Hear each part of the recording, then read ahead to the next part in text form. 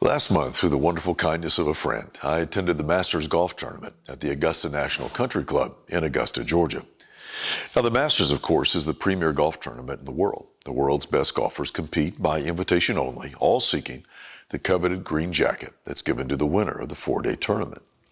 The setting is beyond beautiful, one of the most amazing sights I've ever seen. But it's also unbelievably challenging. No place is level on the entire course. It is the most difficult, emotionally taxing 4 days of golf that any golfer will ever experience.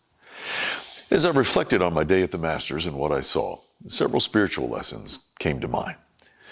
First, focus. Focus. Golfers have to focus on the present moment and be fully present with each shot. They can't worry about their previous shot, whether it was terrible or terrific, and they can't worry about what their opponents are doing. Now, the Bible talks about this with our lives as well. Solomon asked, "For what reason do you say that the former days were better than these? You do not inquire wisely regarding that." James would say, "Do not boast about tomorrow." Because the fact is that the time we all have is just right now. Yesterday's over, tomorrow isn't here. This is the day, the psalmist said, the Lord has made. I will rejoice and be glad in it. Focus. Secondly, initiative. Initiative. One of the great stories of this year's Masters was of an amateur player, Sam Bennett, still a senior in college at Texas A&M, only 23 years old, a rookie. And yet, after 3 rounds, he was still in a position to compete for the championship. Every news outlet told the story of the tattoo on his left forearm. It simply said, "Don't wait to do something." Those were some of the last words of his father, who died last year of early onset Alzheimer's. And so before every shot, Mr. Bennett looks at his forearm, thinks of his dad. Don't wait to do something. Well, the Bible speaks about that, of course, as well.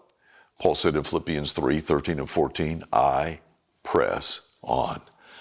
He wrote in 2 Corinthians 6:2, today is the day of salvation. Solomon said, whatever your hand finds to do, do it with your might. And then Paul again in Ephesians 5, be very careful how you walk, not as unwise, but as wise, making the most of your time. It's always the right time to do the right thing.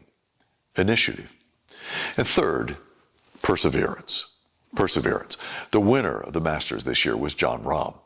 But Mr. Rahm began terribly. In fact, he began as bad as you could possibly begin on the very first hole of the very first day.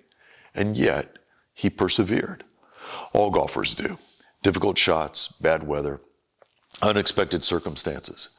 Just like we all do in life. Sometimes we stumble out of the gate a bit. Difficult things happen, and yet we continue. The Bible says, if you faint in the day of trouble, your faith is small. Perseverance. Focus, initiative, perseverance.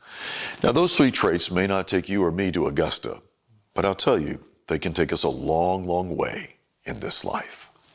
Just a thought.